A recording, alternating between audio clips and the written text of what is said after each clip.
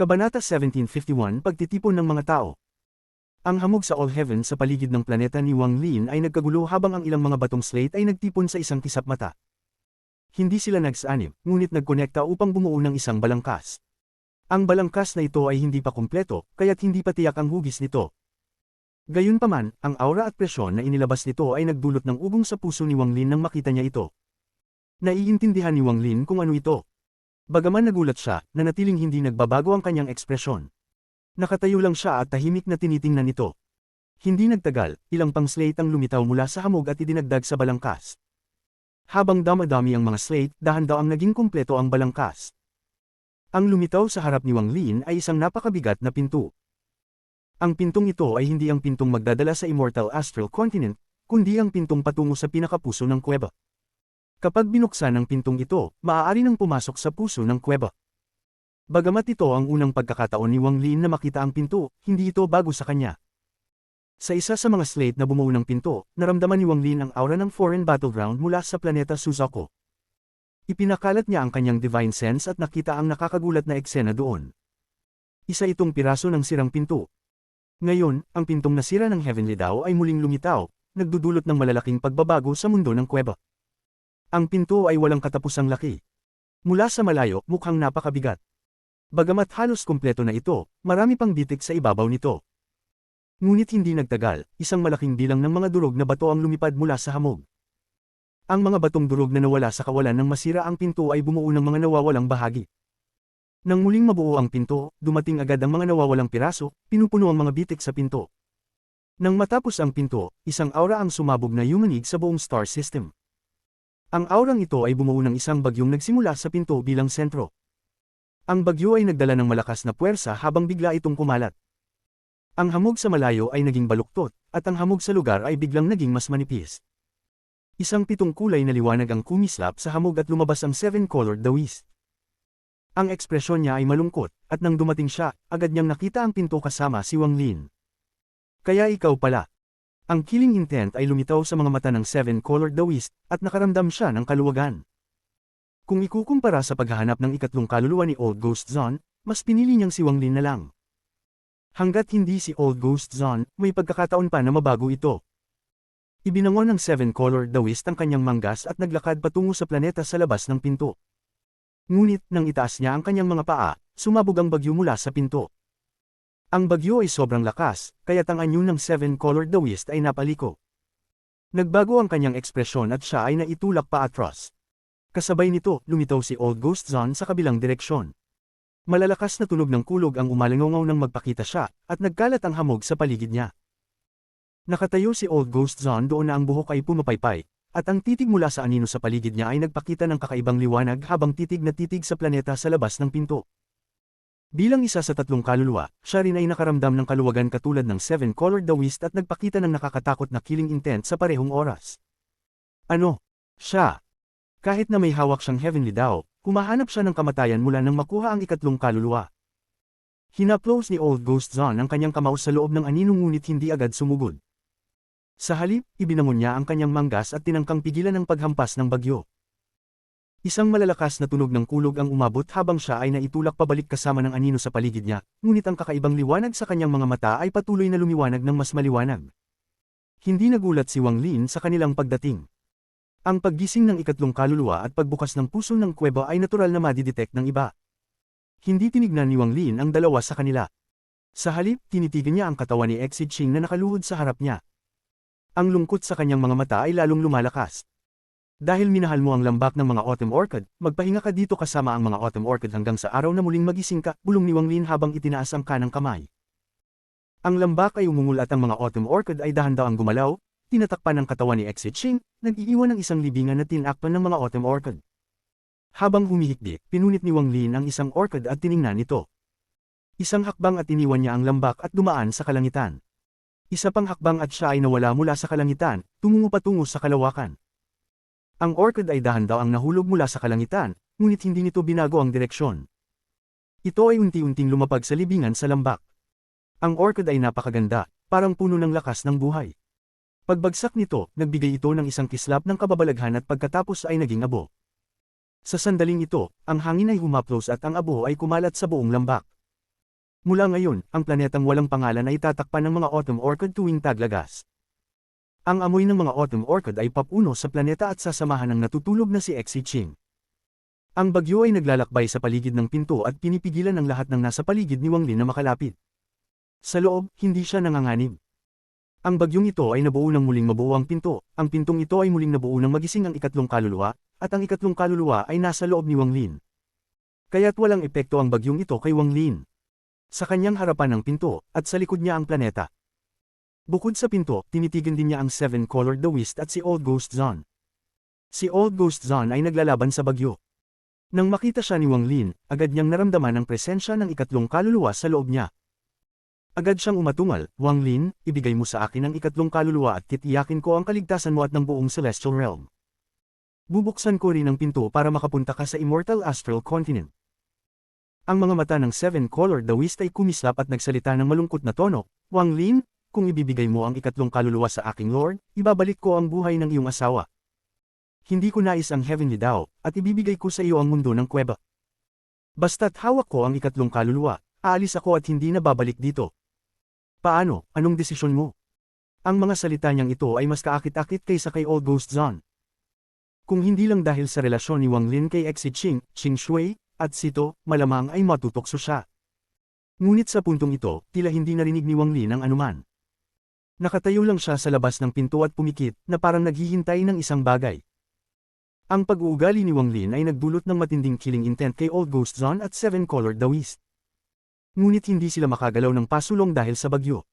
Alam nila na mawawala rin ang bagyong ito balang araw. Hindi nagtagal, isang malalakas na tunog mula sa kabilang bahagi ng pinto ang umalangaw, at dumating ang apat na general. Naitulak sila ng bagyo at naglaan ng ilang sandali upang magbalanse. Nang tumingin sila, nagbago ang kanilang mga ekspresyon. Agad nilang nakita na ang ikatlong kaluluwa ay nakuha ni Wang Lin. Nakita rin nilang si Wang Lin ay napapalibutan ng Seven Colored Dawist at Old Ghost Zon, walang daan ng pagtakas. Ang kanilang pagdating ay hindi nagpagulat kay Wang Lin. Nakatutok pa rin ang kanyang mga mata, tahimik lang siyang nakatayo doon. Sandali pagkatapos, isang malalakas na tunog ng hangin ang umabot at ang Sovereign ay lumitaw sa labas ng pinto. Siya ay naitulak pabalik at dumating sa tabi ng Seven Colored Dawist. Tinitigan niya si Wang Lin nang may pag-aalinlangan sa kanyang mga mata.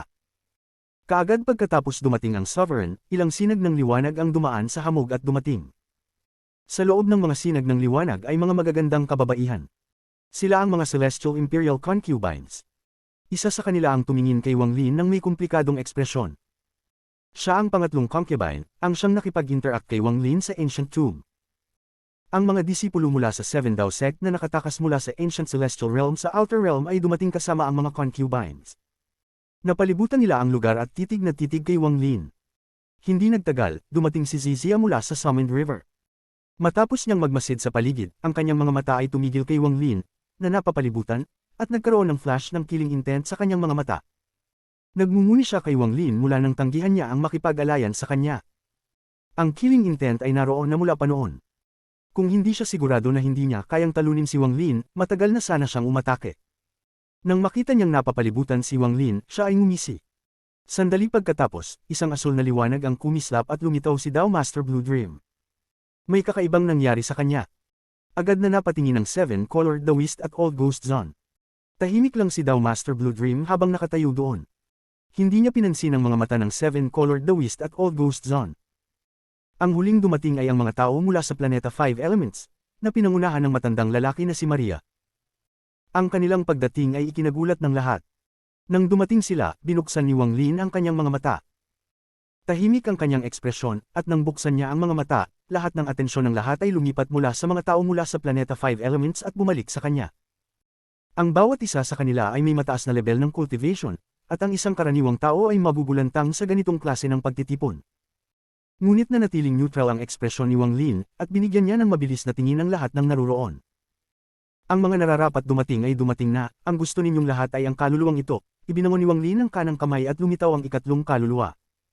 Kabanata 1752 Puok ng Panghuhuli. Sa sandaling lumitaw ang ikatlong kaluluwa, ang mga mata ng lahat, maliban kay Dao Master Blue Dream at sa ikatlong concubine, ay nakatutok sa kanang kamay ni Wang Lin. Lalo na, ang mga mata ng Seven Colored Dawist, Old Ghost Zon, at ng apat na general ay puno ng halatang o nakatagong kasakiman at pagnanasa. Isang panghuhuli ito. Maaaring ikaw ang manguukit o ako ang manguukit. Maaaring patayin mo ako at makuha ang ikatlong kaluluwa, ngunit ang sinumang pumasok ay kailangang maghanda na patayin ko sila. May dugo kayo mula sa Immortal Astral Continent at tinuturing ang inyong mga sarili bilang mga immortal. Ngunit sa panghanting ito, alinman sa inyo ang mamatay o ako ang mabubuhay. Hindi ko pa pinapatay ang marami sa mga celestial mula sa Immortal Celestial Continent. Sana maging isa kayo sa kanila. Ngayon ay simulan na natin ang malupit na larong ito. Ang kalmadong tinig ni Wang Lin ay malamig habang tinitingnan niya ang paligid at nagpakita ng malamig na ngiti. Hinawakan ni Wang Lin ang kanyang kanang kamay sa harap ng lahat at ang ikatlong kaluluwa ay muling nawala sa kanyang katawan. Hinawakan ni Wang Lin ang kanyang manggas at tinangay ang pinto. Magbukas ang pinto ng kuweba. Ang sinumang may ikatlong kaluluwa ay maaaring magbukas ng pinto patungo sa puso ng kuweba. Sa mga naruroon, tanging si Wang Lin lamang ang kayang gawin ito. Hindi siya nag-aalala sa puot mula sa mga tao dito. Wala siyang intensyon na umalis. Siya ay nasa gitna ng puso ng kuweba, handang simulan ang kanyang huling pagpatay sa mundong kuweba. Gagawin ni Wang Lin ang lahat upang tapusin ang pagpatay na ito. Pagkatapos niyang magtaas ng manggas, isang kalabog ang nanggaling sa loob ng pinto. Isang bitik mula sa itaas hanggang ibaba ang lumitaw sa gitna ng pinto na nagputol dito. Mas maraming kalabog ang umalingaw sa buong mundong kuweba. Ang pinto ay nagsimulang magbukas ng dahan-dahan, parang may mga hindi nakikitang kamay na nagtutulak dito. Habang ang pinto ay dahan-dahang bumubukas, mas lumakas ang bagyo at ang walang katapusang mga sigaw ng kalungkutan ay lumabas. Ang mga sigaw na iyon ay kayang magpatigil ng sinumang makakarinig. Ito ang unang pagkakataon na nabuksan ng pintong ito mula nang bumagsak ito. Ang malalakas na kalabog ay nagdulot ng ingay sa lahat ng tainga at nagpilit na umatras. Maging ang Seven-Colored Dawist at si Old Ghost Zone ay napilitan ding umatras nang magbukas ang pinto. Si Wang Lin lamang ang nakatayo sa harap ng pinto nang hindi kumikilos. Sa sandaling ito, ang pinto ay bumukas ng libu-libong talampakan. Ngunit ito ay nakabukas lamang ng 30%. Naglakad si Wang Lin patungo sa pinto nang may malamig na ngiti at pumasok sa pagitan ng dalawang malaking pinto habang tinitingnan siya ng lahat. Nang pumasok siya, ang kanyang mga mata ay lumipat sa bawat isa at sa wakas ay tumigil sa Seven-Colored Dawist at kay Old Ghost Zone. Hihintayin ko kayo sa loob. Ang mga salita ni Wang Lin ay umalingaw. Pumasok siya sa kalahating bukas na pinto at nawala. Sa sandaling mawala si Wang Lin, mas naging matindi ang bagyo at yumalulong. Ang bagyong iyon ay tila umabot sa pinakamataas na antas, na nagpilit sa lahat na umatras muli. Hinahanap ang kamatayan. Ang mga mata ng Seven-Colored Dawist ay puno ng galit. Nauna na niyang naisip na patayin si Wang Lin. Gayon din si Old Ghost Zone. Ang anino sa paligid niya ay tumitig sa pintong pinasukan ni Wang Lin, at may sunok na malamig na liwanag sa kanyang mga mata. Hindi pinansin ng dalawa ang mga salita ni Wang Lin, ngunit ang natitirang mga tao ay nakaramdam ng lamig sa kanilang mga puso. Lalo na ang apat na general at mga concubine ay tahimik na nag-isip habang pinipilit nilang umatras. Mabagal na lumipas ang oras. Isang kalahating oras matapos pumasok si Wang Lin, ganap na nabuksan ang pinto. Nang ito ay tuluyang bumukas, ang bagyo ay kumalat ng matindi, na nagpilit sa lahat na umatras ng libu-libong talampakan. Ngunit sa sandaling iyon, biglang nawala ang bagyo. Para bang hindi ito kailanman nangyari. Ang puwersa na humaharang sa lahat ay hindi na umiral, at malinaw na lumantad ang pinto sa harapan nila. Ang Seven-Colored Dawist ang unang nagmadaling pumasok. May kumislap na liwanag ng 7 kulay at nagpakita siya sa tabi ng gate at pumasok. Kaagad na sumunod si Old Ghost Zone. Hindi niya hahayaan na makuha ng Seven-Colored Dawist ang ikatlong kaluluwa. Nang sandaling iyon, pumasok silang dalawa sa pinto, sunod-sunod. Ang ikatlong pumasok ay ang Sovereign. Nagbago siya ng anyo at humarap patungo sa pinto. Nag-alinlangan siya sandali sa labas ng pinto at kumagat ng kanyang mga ngipin bago pumasok. Pagkatapos ng tatlong iyon ay si Dao Master Blue Dream. Mula sa simula, siya ay kalmado. Nang sandaling iyon, dahan-dahan siyang lumapit sa pinto, huminga ng malalim, at pumasok. Pagkatapos ng isang saglit na katahimikan, ang natitirang mga tao sa labas ng pinto ay nagpasya na rin at pumasok. Isa-isa silang pumasok na may kanya-kanyang layunin. Gayunpaman, karamihan sa kanila ay hindi iniisip na kayang panatilihin ni Wang Lin ang ikatlong kaluluwa. Malamang ay lilito na isang bagong Seven-Colored sa pagitan ng Seven-Colored Dawist at Old Ghost Zone. Dumating sila mula sa pintong ito, at ngayon, pagkatapos ng walang katapusang mga taon, pumasok sila ulit dito. Parang isang cycle ng reincarnation, o isang pinagmulan. Habang ang mga iba't ibang mga cultivator ay pumasok isa-isa, ang huli ay ang mga tao mula sa planetang 5 Elements na pinangunahan ng matandang lalaking si Maria. Kailangan nilang pumasok, kaya pumasok sila nang may buntong hininga. Pagkatapos ng lahat ng mga ito ay pumasok sa pinto, si Xuan Luo ay lumitaw mula sa kawalan. Tinitingnan niya ang pinto at nagmuni-muni sandali bago siya tahimik na pumasok. Ang pagsubok ng batang ito ay dapat magtapos dito. Ang mundo ng kuweba ay nanatiling binabalot ng fog, ngunit ang mga kalabog na umaalingaw-ngaw sa buong mundo ng kuweba ay dahan-daang huminahon hanggang sa nawala. Sa All Heaven, ang pinto patungo sa puso ng kuweba ay nanatiling nakabukas, parang naghihintay sa lahat ng may karapatang pumasok. Ngunit ang pinto patungo sa puso ng kuweba ay tanging ang mga may dugo mula sa Immortal Astral Continent lamang ang makakapasok. Kung nais pumasok ng iba, kailangan nilang manghiram ng kaluluwa tulad ni Dao Master Blue Dream. Ang lahat ng mga cultivator na nakapansin sa pagbabagong ito ay tahimik na naghintay para sa unang taong lalabas mula sa pinto. Pareho ito sa Inner at Outer Realms. Ang ilang mga nakakaalam ng lihim ng lugar na ito, tulad ni Ching Shui at Sito, ay tahimik na nagmasid mula sa Celestial Realm. Nauunawaan nila na ang unang lalabas ay malamang ang bagong Seven-Colored Celestial. Kung si Wang Lin, ibig sabihin tapos na ang lahat ng bagay ng maayos. Ito ay isang bagay na magtatakda ng kapalaran ng buong mundo ng kuweba. Isang bagay ng buhay at kamatayan. Alinman ang mundo ng kuweba ay mapupunta sa bagong Seven-Colored Celestial Sovereign, o magkakaroon ng pagbabago. Ngunit, anuman ang mangyari, ang mga mortal ng mundo ng kuweba ay nagpapatuloy sa kanilang araw-araw na buhay, hindi alam kung ano ang nangyayari. Sa loob ng pinto, ang mundo bago si Wang Lin ay malabo. Buong pagkawasak ito dulot ng digmaang naganap dito. Tinitingnan niya at nakita ang isang malaking pagan na lumulutang sa mga guho. May mga hibla ng itim na usok na pumapalibot sa pagan, at tila ito ay konektado sa mundo. May ikatlong kaluluwa si Wang Lin sa loob niya. Ito ay tinataka ni Zia Qing, kaya hindi ito makakapag-reincarnate. Dahil sa ikatlong kaluluwa, mas nauunawaan ni Wang Lin ang puso ng kuweba kaysa sa iba. Huminga ng malalim si Wang Lin at tinitingnan ang pagan na may kaunting pagnanasa. Ang lugar na iyon ang puso ng kuweba. Diyan din matatagpuan ang pinto patungo sa Immortal Astral Continent. Ang mga mata ni Wang Lin ay kumislap at siya ay mabilis na lumakad pasulong. Parang isang sinag ng liwanag. Sa ilalim niya, sa mga guho, bahagya niyang nakita na ito ay dating isang magandang realm. Dito matatagpuan ang tunay na kuweba, dito siya nagdaos ng kanyang closed-door cultivation. O maaaring masabi na ito ang sentro ng buong mundo ng kuweba. Ngunit lahat ay wasak, at isang pakiramdam ng desolasyon ang tumimo sa puso ni Wang Lin. Nakaramdam siya ng nostalgia habang tinitingnan ito. Alam niyang ang nararamdaman niyang ito ay hindi mula sa kanya kundi mula sa ikatlong kaluluwa. Tahimik na nagmuni si Wang Lin habang lumilipad siya sa mga guho dito. Lahat ng mga limitasyon dito ay nasira at hindi na umiiral. Ngunit si Wang Lin ay tumigil sandali pagkatapos magsimulang lumipad. Tinitingnan niya ang ibaba at nagpakita ng kakaibang liwanag sa kanyang mga mata. Bagamat ang mga limitasyon dito ay gumuho na, may ilang mga piraso pa ring natitira. Maaari itong magamit upang bumuo ng mga bagong limitasyon. Tinitingnan ni Wang Lin ang ibaba. Ang kanyang mga kamay ay gumawa ng mga seal nang hindi nag-aalinlangan at lumitaw ang mga linya ng dugo sa kanyang mga mata. Habang ang kanyang mga kamay ay bumubuo ng mga seal, ang mga hindi nakikitang limitasyon ay bumagsak sa mga guho sa ibaba. Malaking dami ng liwanag mula sa kaluluwa ang sumok mula sa mga guho sa ibaba. Pagkatapos ng isang insenso ng oras, kumislap ng maliwanag ang liwanag mula sa kaluluwa. Ang liwanag mula sa kaluluwa ay bumalot kay Wang Lin, at mas maraming mga linya ng dugo ang lumitaw sa kanyang mga mata.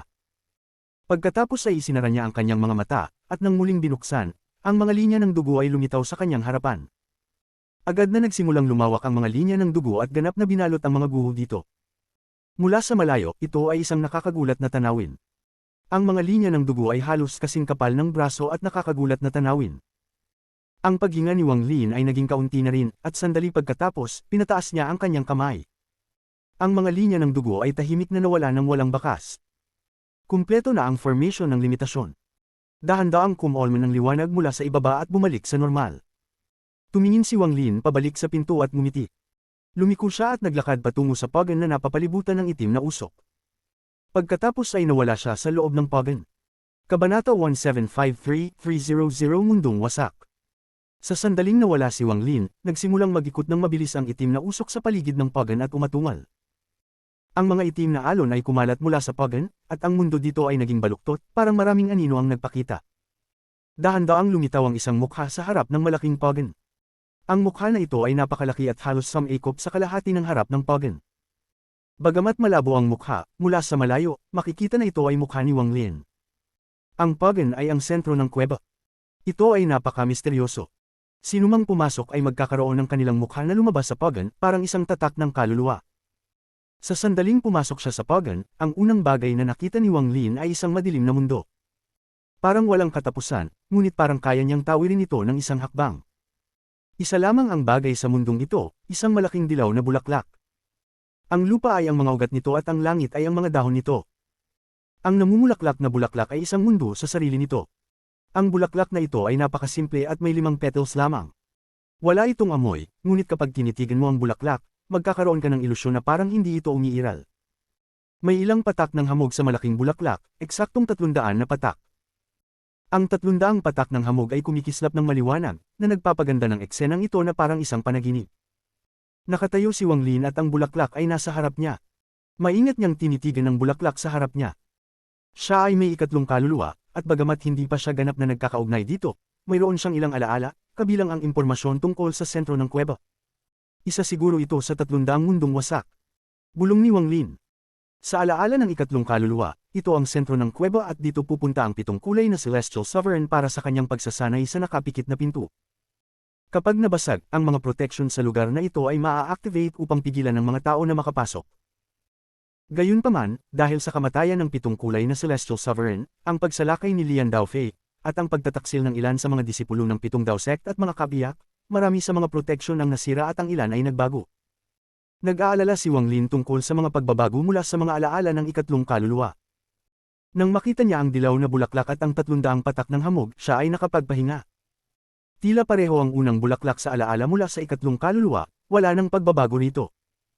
Ang 300 mundong wasak, natutunan ni Wang Lin ang tungkol dito mula sa mga alaala ng 3 kaluluwa. Nang unang subukang likhain ng 7 kulay na Celestial Sovereign ang kuweba, siya ay nabigo ng 300 beses. Bagamat nabigo ang 300 pagsubok na ito, nakalikha pa rin siya ng mga mundo. Bagamat hindi kumpleto at kulang sa maraming kinakailangang elemento, sila ay nanatili. Hindi ginamit ng 7 kulay na Celestial Sovereign ang mga ito. Sa huli, nilikha niya ang 301 na mundo, na siyang kasalukuyang kuweba. Ayaw itapon ng 7 kulay na Celestial Sovereign ang mga 300 pagkatalo, kaya pinino niya ang mga ito upang protektahan ang lugar na ito, at ginawang 300 patak ng hamog. Kung buhay pa ang 7 kulay na Celestial Sovereign, maaari niyang ipalaganap ang kanyang banal na pakiramdam sa 300 mundong wasak at baguhin ang ilang mga batas ng mga mundong ito. Ang bawat patak ng hamog ay isang mundo sa sarili nito.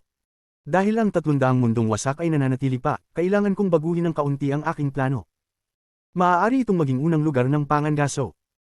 Sa kasalukuyan, hindi ko kayang manghunting ng 7 kulay na The West at Old Ghost Zone, ngunit tungkol sa mga natitirang tao, sa tulong ng 300 mundong wasak, tiwala akong kayang patayin ang ilan sa kanila.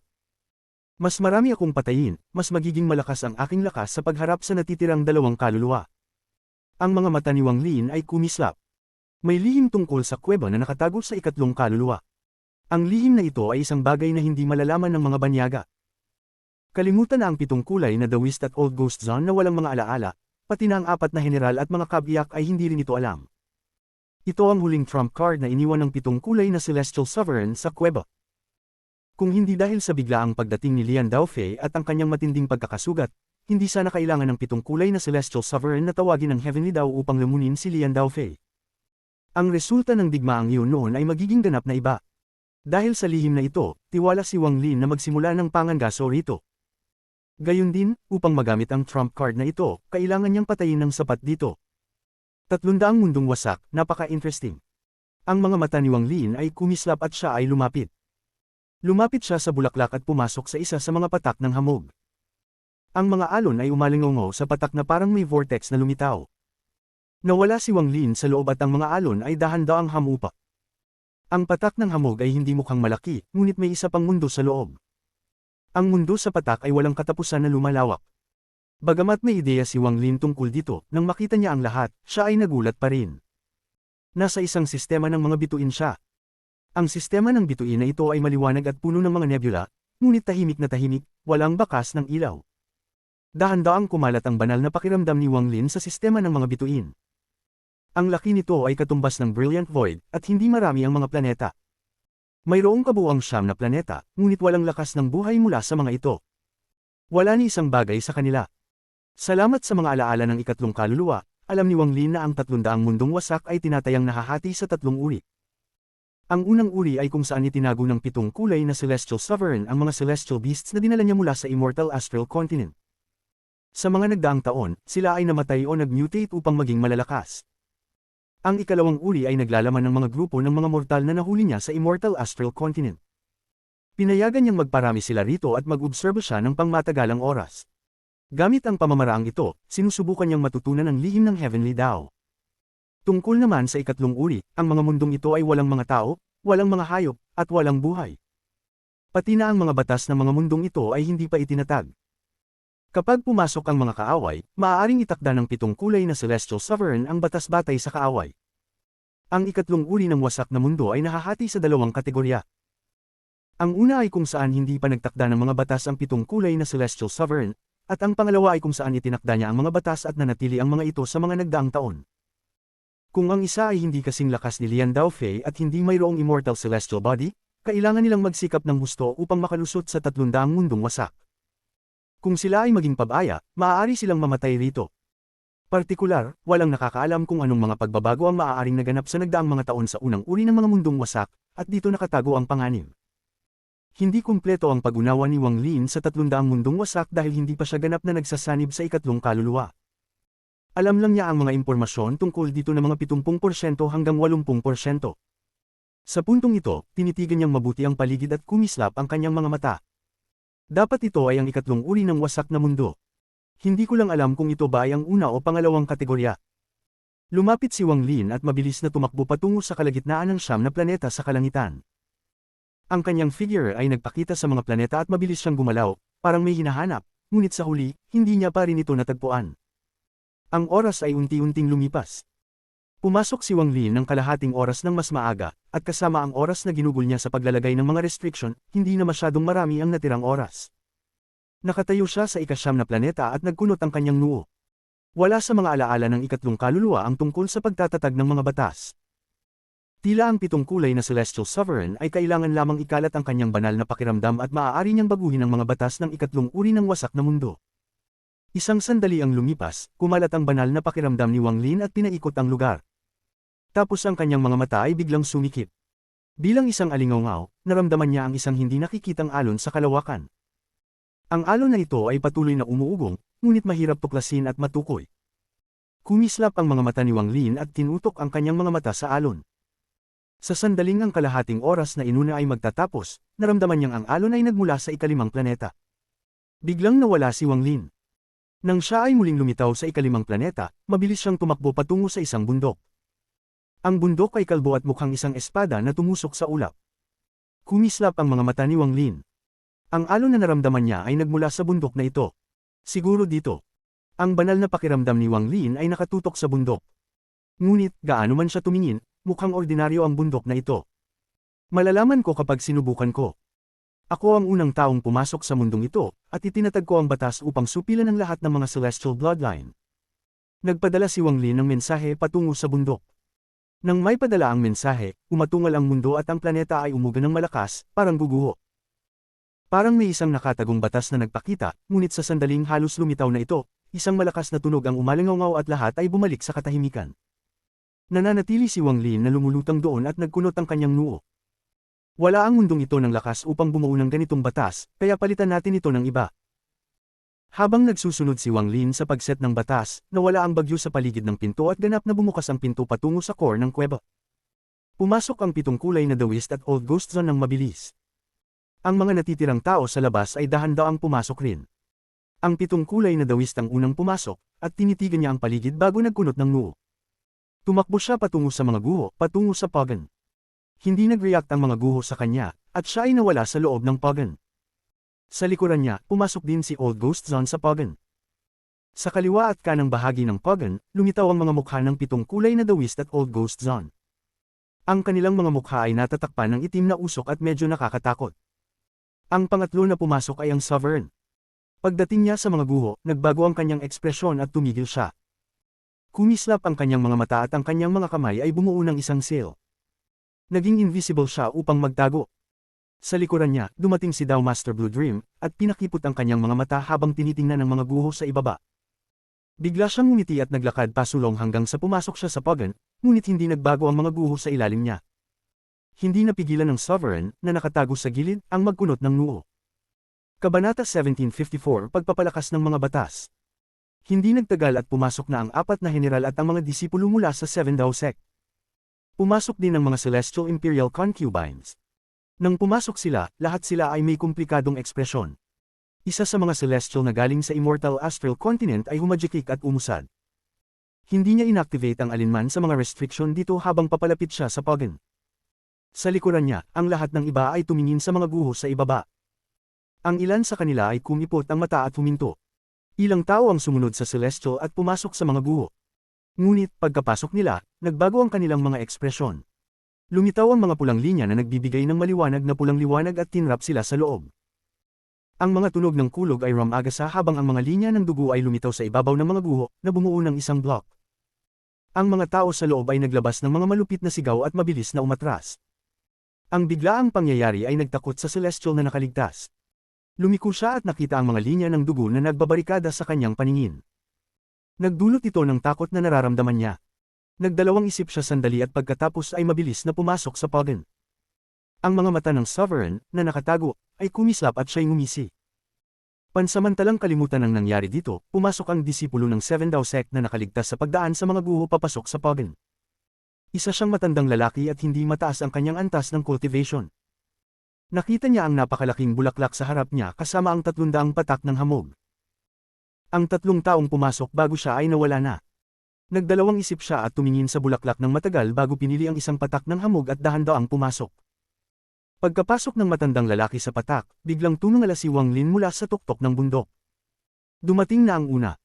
Sayang, hindi mataas ang kanyang cultivation, kung makararating siya dito ng ganito kababa ang cultivation, mukhang hindi siya nakinig sa warning ko. Hinaharap niya ang kamatayan. Gamitin natin siya upang magsagawa ng eksperimento sa batas na itinakda ko dito. Nagningning ang mga mata ni Wang Lin at kumalat ang kanyang divine sense at natagpuan ang vortex na lumitaw sa kalangitan. Ang vortex ay patuloy na umiikot habang isang malabong imahe ang dahan-daang lumitaw. Mabilis na nabuo ang imahe, at sa oras na ganap na siyang lumitaw, nawala ang vortex. Ang imahe ay ang matandang lalaki mula sa Seven Dao Sect. Pagkapasok niya, naging alerto siya at kumalat ang kanyang divine sense. Ngunit sa kanyang antas ng cultivation, hindi niya natagpuan si Wang Lin. Nagkunot ang kanyang noo at nagdalawang isip sandali. Humakbang siya at malapit nang lumipad palayo. Ngunit nagbago ang kanyang ekspresyon nang humakbang siya. Ang kanyang paa ay tumama sa wala at mabilis siyang nahulog. Ang biglaang pagbabago ay ikinagulat ng matandang lalaki. Sandali pagkatapos, ang kanyang mukha ay puno ng takot dahil nawala ang kanyang kakayahang lumipad. Kahit pa siya magpakawala ng buong cultivation, hindi niya mapipigilan ang katawan niyang nahulog. Sa tuktok ng bundok, kumislap ang mga mata ni Wang Lin. Talagang ang epektibo. Ang mga sirang mundo ay interesante. Sayang, pagkatapos subukan ng maraming mga batas, tanging ang pumipigil sa paglipad lamang ang gumana. Hindi nito maaapektuhan ang mga yaman, at depende sa antas ng cultivation ng target, ang oras ng epekto ay iba. Ibinangon ni Wang Lin ang kanang kamay at isang flash ng dugo ang lumitaw. Ang blood sword ay dumuluhong at nawala patungo sa matandang lalaki. Sa bilis ng blood sword at lakas ng spell ni Wang Lin, umabot ito sa bilis ng spatial bending. Sa isang kisap mata, lumitaw ito sa ilalim ng matandang lalaki. Nabigla ang matandang lalaki.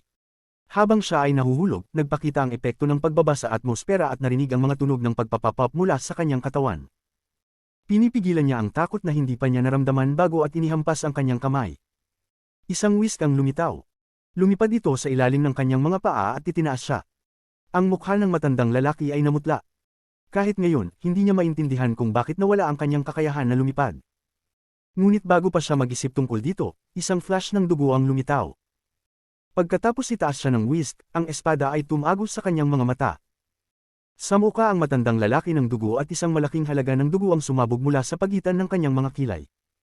Pagkatapos ay nanginig ang kanyang katawan at bumagsak siya agad.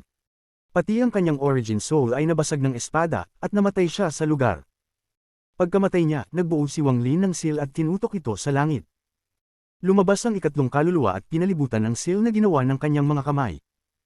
Ipinagpapalit ko ang laman at kaluluwa na ito upang magsanib sa katawan na ito. Habang umuukit ang kanyang mga salita, isang itim na braso ang lumitaw sa tabi ng bumagsak na matandang lalaki. Ang itim na braso ay napapalibutan ng itim na usok at iniabot patungo sa matandang lalaki. Kinuha nito ang laman at kaluluwa ng matandang lalaki at nawala sa kawalan. Bumalik ang Blood Sword sa tabi ni Wang Lin at umugang. Ibinaba ni Wang Lin ang kanyang mga kamay at ibinalik ang ikatlong kaluluwa sa kanyang katawan. May lumitaw na malamig na kislap sa kanyang mga mata. Nararamdaman ko na ang restriction formation ay nakapatay lamang ng 3 tao. Kasama ng taong ito, malayo pa ito para maging sapat, pagninilay ni Wang Lin sandali at ipinikit ang kanyang mga mata. Kumalat ang kanyang divine sense sa kalangitan, naghihintay sa susunod na papasok. Kung walang pumasok sa loob ng 7 araw, kailangan ko nang lumipat sa ibang mundo. Sa puntong ito, ang lahat ay nakarating sa unang bulaklak at ang 300 patak ng hamog. Naghihintay si Wang Lin para sa susunod na pumasok sa mundong ito. Dahan-daang lumipas ang oras. Sa isang kisap mata, 5 araw ang lumipas. Sa loob ng 5 araw na ito, naghintay si Wang Lin at ginugol ang kanyang oras na nakalubog sa ikatlong kaluluwa, sinusubukang sumipsip ng higit pang mga alaala. Kasabay nito, laging handa siya. Kung ang pangalawang dumating ay ang 7 kulay na dawist o si Old Ghost Zone, agad siyang aalis. Kaya nga itinakda niya ang batas na walang paglipad, dahil sa batas na ito, magkakaroon siya ng sapat na oras upang umalis. Sayang, hindi ko magawang magtakda ng batas upang pigilan ang Celestial Bloodline, o sana subukan ko silang labanan. Ngunit tinataya ko, wala sa 300 sirang mundo ang makagagawa nito, pagkatapos ng lahat, mga sirang mundo lang sila. Napabuntong hininga si Wang Lin. Matapos ang 5 araw, dumating ang tanghali ng ika-6 na araw. Biglang tumingala si Wang Lin at nakita ang isang vortex na lumitaw sa silangang bahagi ng star system. May dumating. Sino kaya ito? Tumayo si Wang Lin at naglakad pasulong, nawala ng walang trace. Bagamat may batas na pumipigil sa paglipad, may limitasyon ito sa oras. Matagal nang lumampas si Wang Lin sa limitasyong oras, kaya't hindi siya apektado. Lumabas si Wang Lin mula sa vortex at ang Blood Sword ay umugang sa harap niya. Nais nito ng dugo, ngunit matalino ito, kaya hindi ito gumawa ng ingay. Kumislap ang mga mata ni Wang Lin habang tinitingnan ng vortex at iniwasiwas ang kanang kamay. Nawala silang dalawa ng Blood Sword. Handa na si Wang Lin. Kung ang 7 kulay na dawist o si Old Ghost Zone ay dumating, agad siyang aalis ng walang pag-aalinlangan. Ang vortex ay ramagasa at mabilis na pabilis. Sa isang kisap mata, hindi na ito makita ng malinaw, ngunit 3 malabong imahe lamang ang lumilitaw. Ang 3 imahe ay hindi maaaring atakihin sa loob ng vortex. Tanging kapag nawala na ang vortex ay pinakamainam na pagkakataon upang umatake. Ngunit hindi nagmadali si Wang Lin na umatake at naghintay lamang at nagmasid ng mabuti. Habang ang 3 imahe ay lumitaw, nakagawa na si Wang Lin ng ilang paghuhusga. Hindi ito ang 7 kulay na dawist o si Old Ghost Zone. Ngunit nanatili siyang maingat at naghihintay sa 3 upang ganap silang magpakita.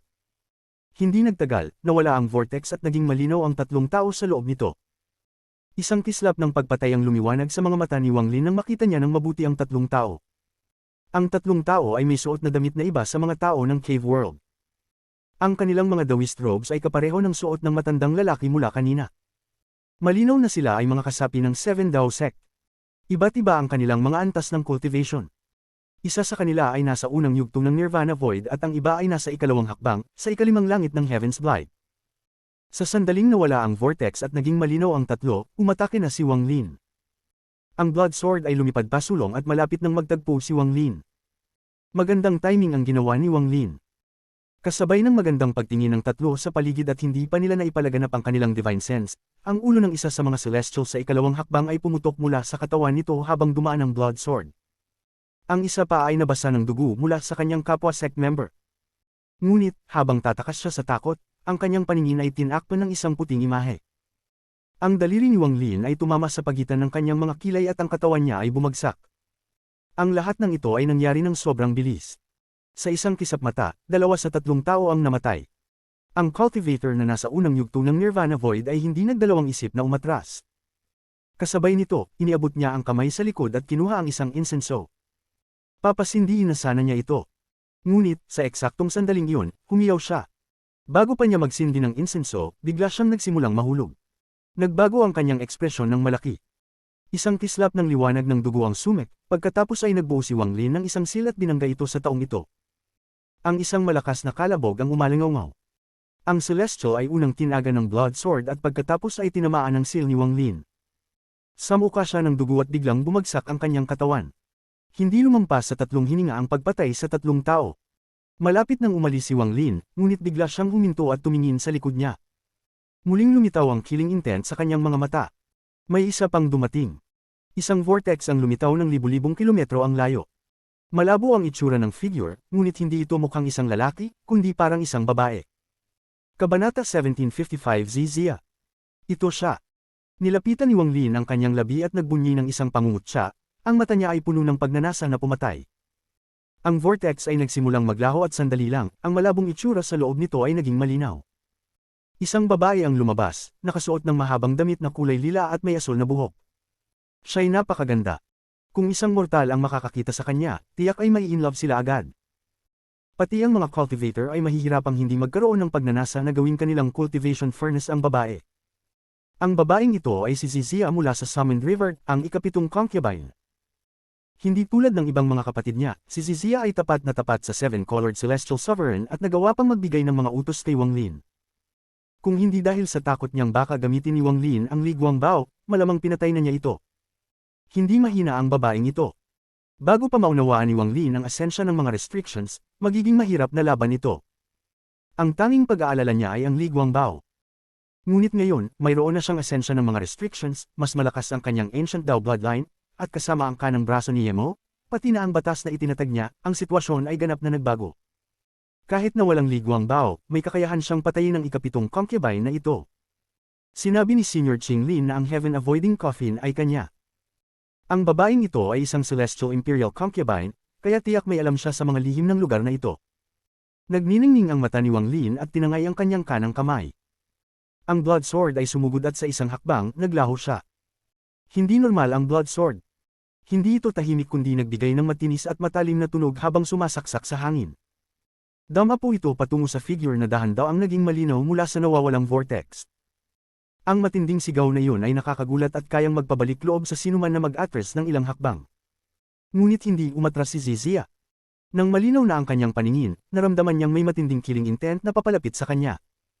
Narinig niya ang sigaw at nakita ang blood sword na palapit sa kanya. Agad nagbago ang kanyang ekspresyon at nagpakita ng killing intent. Kaya siya pala ay narito. Nanatili siyang nakatayo at hindi gumagalaw, at itinaas ang kanyang kanang kamay. Isang purple cloud ang lumitaw at naging isang purple phoenix na tumungo patungo sa blood sword. Nang magtagpo ang purple phoenix at blood sword, isang malakas na kalabog ang umalingaw-ngaw. Ang buong star system ay parang yumanig at maraming bitik ang lumitaw habang ang espasyo ay nagsimulang mag-collapse. Bumagsak ang purple phoenix, ngunit hindi nakagalaw ang blood sword at natulak pabalik. Ang umiwas na vortex sa likod ni Zizia ay muling umikot. Alam niyang ginamit na ni Wang Lin ang Li Guangbao ng ilang beses, ngunit hindi siya sigurado kung gaano pa karami ang natirang gamit nito. Matapos ang ilang saglit na pag-aalinlangan, inangat niya ang kanyang kanang kamay at kumuha ng jade. Maglalabas siya ng mensahe upang magpadala ng mga tao. Alam ni Zizia ang stop spell ni Wang Lin. Dahil dito, nagdesisyon siyang umalis at ipadala ang mensahe, na pinipigilan ng vortex ang spell, at dahil sa kanyang cultivation, makakayang makalaban siya rito. Matalino at maingat si Zizia. Hindi siya magtatanim ng panganib ng walang pag-iingat. Ngunit, bago pa man niya mawasak ang jade, tumingin si Wang Lin sa kanya mula sa malayo. Narinig ang kanyang tinig sa buong star system. Karapat-dapat kang maging paborito ng Seven-Colored Celestial Sovereign na ikapitong concubine. Dahan-daang sinabi ni Wang Lin. Ang mga salitang ito ay bigla at nagbigay ng pagkaunawa kay Zizia. Nakakita si Wang Lin na hindi siya gumalaw o naglakad, isang kakaibang aksyon na nagbigay indikasyon na hindi lang siya nakakaalam sa 300 nasirang mundo, kundi alam niyang ang mga batas dito ay nabago. Ngunit wala ni isa sa mga batas ang mag-a-apply kung hindi siya gumalaw. Kung maglalakad siya patungo sa mundo at maaapektuhan ng mga batas. Naturally, nauunawaan ito ni Wang Lin. Alam din ni Zizia.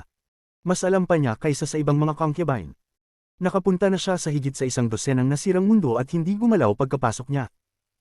Ipinalawak niya ang kanyang divine sense upang mag-anyaya ng mga tao patungo sa kanya. Dahil gusto mong umalis, hindi kita sasamahan. Nang tignan ni Wang Lin ang jade na kinuha ni Zizia, lumiko siya at naglakad palayo, ngunit ang kanyang puso ay malungkot. Napanood niya ang Seven Dao Sect disciple na naglabas ng insenso, at ngayon si Zizia ay naglabas ng jade. Malinaw na may kasunduan ng mga taong ito bago pumasok. Gagawing mas mahirap ang buong proseso. Napakaingat ni Zizia. Kung pipiliin niyang umalis, hindi ko siya mapipigilan, batay sa kanyang cultivation level. Ngunit hindi ko alam kung ang jade ay magpapadala ng mensahe sa Seven-Colored the West o Old Ghost Zone. Ngunit mula sa sinabi niya kanina, napakatapat niya sa Seven-Colored Celestial Sovereign at maaari niyang makipag-ugnayan sa mga 4 na general. Maaaring nagpapadala siya ng mensahe sa mga apat na general. Gayunpaman, kahit na ito ay Seven Colored the West o Old Ghost Zone, wala akong pakialam. Handa na akong harapin sila. Ang tanging problema ay si Zizia, napakaingat niya. Kung hindi ko siya papatayin ngayon, magiging mas mahirap siyang patayin dahil sa kanyang pagiging on guard. Tungkol naman sa Liguang Bao, hindi pa panahon para gamitin ito. Naging magulo ang galaw ni Wang Lin sandali, ngunit ito ay mabilis na natago. Iwinasiwas niya ang kanyang kanang kamay at dumating ang blood sword sa tabi niya ng tahimik. Sumunod ito sa kanya patungo sa malayo. Nang makita ni Zizia na malapit nang maglaho si Wang Lin, nagsimula siyang mag-alinlangan. Hindi siya sigurado kung dapat bang ipadala ang mensahe. May Liguang Bao si Wang Lin, ngunit pinili niyang hindi gamitin ito nang malinaw niyang nakita ang jade ko. Bagkus, pinili niyang umalis. Parang may pangangailangan siyang magmadali. Kanina, tanging ang sword lang ang ginamit niya at hindi ang sarili. Pinakamahalaga, sobrang lakas ng tunog ng sword na parang gusto niyang takutin ang mga tao. Posible kaya na siya ay sugatang malubha at hindi kayang gamitin ang Liguang Bao. Baka mahulog ako sa kanyang bitag kapag ako'y umalis. Ngunit matalino ang taong ito. Talaga bang sugatan siya, o nagpapanggap lamang? Laging nagbabago ang ekspresyon ni Zizia at hindi pa rin siya sigurado. Papalapit na ang pagkawala ni Wang Lin nang muli niyang ipinakita ang isang paghahangad. Kung siya'y sugatan nga, magandang pagkakataon ito. Kung mapapatay ko siya at makuha ang third soul, kahit ipadala ko ito sa Seven Colored the West o Old Ghost Zone, isang dakilang pagpapala ito. Sa hinaharap, magkakaroon ako ng pwesto, kahit sa Immortal Astral Continent.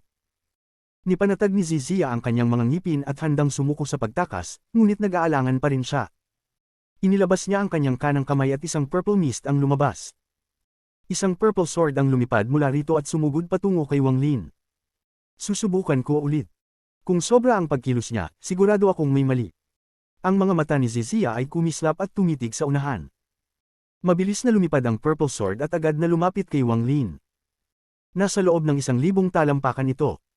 Isang kislap ng lamig ang sumak sa mga mata ni Wang Lin at itinaas ang kanyang kanang hintuturo. Nang dumating ang sword na may arcane void cultivation ni Zizia, hinipon ni Wang Lin ang dulo ng sword. Sa sandaling tinukoy niya ang dulo ng sword, mabilis ang kanyang mga iniisip. Iniiwasan niyang magpanggap na sugatan at ipinakita ang kanyang buong cultivation. Maliban sa ikapitong essence, lahat ng 6 na essence ay sumabog mula sa kanyang katawan patungo sa kanyang kanang hintuturo. Isang malakas na kalabog ang umalingaw at ang sword ay nagkulap sa purple mist. Ang katawan ni Wang Lin ay nayanig, ngunit hindi siya umatras. Bagkus, tinutok niya ang kanyang mata kay Zizia mula sa malayo at ang killing intent ay sumak sa kanyang mga mata. Ang 6 na essence ni Wang Lin ay pinalibutan ng kanyang katawan at ang kanyang momentum ay malakas, parang hindi siya sugatan. Tumitig siya kay Zizia ng ilang sandali bago ngumiti ng pangungutya at lumiko patungo sa pag-alis. Sa loob ng vortex, kumislap ang mga mata ni Zizia. Talagang ang sugatan siya. At hindi isang maliit na sugat. Kung gusto niyang lokohin ako, mas pinili niyang magpanggap na mas mahina upang paikutin ako. Ngunit hindi siya nagpanggap na sugatang at ipinakita ang kanyang buong cultivation upang subukang itago ang kanyang sugat upang lokohin ako. Tanging isang taong talagang sugatan at natatakot matuklasan ay mag-aakto ng ganito. Lalo na nang makita niya ang vortex na lumitaw sa paligid ni Wang Lin. Tanda ito ng kanyang pag-alis mula sa mundong ito. Lalo pa itong nagpapatibay sa kanyang mga hinala. Hindi ako magkakamali. Wang Lin, hindi ka makakatakas. Sabi nila, matalino ka raw tulad ng fox, ngunit ipinakita mo pa rin ang iyong kahinaan. Inaas ni Zizia ang jade at inalis ang plano niyang magpadala ng mensahe. Ang kasakiman ay sumak sa kanyang mga mata, at nag-aalala siyang baka makatakas si Wang Lin. Hindi siya nagdalawang isip at naglakad patungo sa vortex. Sa sandaling umapak siya at nawala ang vortex, tinalikuran niya ang pagkakataong umalis. Ngunit pagkapasok ng hakbang, bigla siyang nagsimulang mahulog. Ang biglaang pagbabagong ito ay nagdulot ng malaking pagbabago sa ekspresyon niya. Hindi maganda. Sa sandaling iyon, lumingon si Wang Lin at ang killing intent ay muling lumitaw. Agad siyang sumugod sa kanya at isang kislap ng dugo ang sumugod sa kanya. Ang lahat ng ito ay nangyari sa isang iglap. Hindi nakapag-react si Zizia. Wala siyang panahon upang ilabas ang jade habang ang blood sword ay malapit ng damaykit sa kanya. Ang imahe ni Wang Lin ang sumikop sa kanyang paningin. Isang araw ng dugo ang sumabog mula sa dibdib ni Zizia at tinabyunan ang kanyang lila na damit. Hindi ito mukhang pula kundi itim. Ang kanyang punit na damit ay nagpakita ng balat na magpapagising ng puso ng sinuman. Kabanata 1756 Pusta. Ang babae ay may suot na kaunti lamang sa ilalim ng kanyang damit. Ngayon na nasira ang kanyang damit, maraming bahagi ng kanyang balat ang naipakita. Si Wang Lin ay walang awa sa kanyang mga kalaban, kahit na sila ay babae, at hindi nagpapakita ng anumang awa. Kung ibang tao ang naruroon, tiyak ay magkakaroon sila ng pagnanasa matapos makita ito. Ang Blood Sword ay tumagos sa dibdib ni Zizia. Habang ang dugo ay sumabog sa paligid, ang Blood Sword ay nagbuga ng kasiyahan. Puno ng killing intent ang Blood Sword. Lumipad ito upang inumin ng dugo at hindi babalik hanggat hindi nito ito natupad. Habang ang dugo ay kumakalat mula sa kanyang dibdib, ang mukha ni Zizia ay naging mapotla at umubos siya ng dugo. Habang siya ay nahuhulog, balak niyang kumuha ng isang yaman upang suportahan ang sarili, ngunit paano ito papayagan ni Wang Lin? Sa sandaling tumagos ang Blood Sword sa kanyang dibdib, biglang lumitaw si Wang Lin sa harap ni Zizia, pinuno ang kanyang paningin. Pamatak ang kanyang mga asensya. Wala ng oras si Zizia upang mag-react. Ang Fire Essence ay naging isang dambuhalang Vermilion Bird at pinalibutan si Zizia. Ang lakas ng apoy ay kumalat at ang kapangyarihan nito ay hindi kayang pigilan. Matapos ang apoy, ang Thunder Essence ay naging isang Thunder Dragon. Sumugod ito pagkatapos ng Vermilion Bird patungo kay Zizia. Ang buhay at kamatayan, karma, at totoo at mali ay lumitaw. Ang mga bloodlines ay lumitaw sa mga mata ni Wang Lin at kumalat. Ang mga bloodlines ay lumitaw sa paligid ni Zizia at hamarang sa lahat ng landas ng pagtakas. Sa wakas, pumasok ang Slaughter Essence sa kamay ni Wang Lin. Ang kanyang kamay ay naging isang bagay na kayang pumatay ng lahat ng buhay. Sa sandaling lumabas ang Slaughter Essence, ang star system ay naging malamig. Mga pulang snowflakes ang lumitaw at nagsimulang bumagsak. Nangyari ito sa isang kisap mata habang ang 7 asensya ay lumabas. Umubos si Zizia ng 3 beses ng dugo at hanggang ngayon, hindi pa rin siya nakakapaglabas ng yaman. Wala siyang oras upang bumuo ng isang seal. Ang 6 na asensya ay rumagzo habang si Zizia ay nakatingin sa isang dambuhalang palad na tumchuan sa mga asensya at tumama sa pagitan ng kanyang mga kilay. Isang malakas na tunog ang umalingaw at umubos si Zizia ng dugo muli. Isang malaking bilang ng mga bloodlines ang lumitaw sa kanyang katawan, na nagbigay ng impresyon na siya ay mababali.